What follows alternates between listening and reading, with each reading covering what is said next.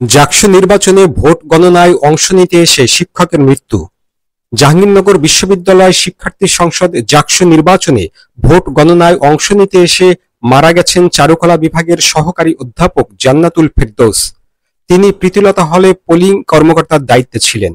আজ শুক্রবার সকালে বিশ্ববিদ্যালয়ের সিনেট ভবনের তৃতীয় তলায় ভোট গণনার কক্ষের সামনে তিনি হঠাৎ পড়ে যান।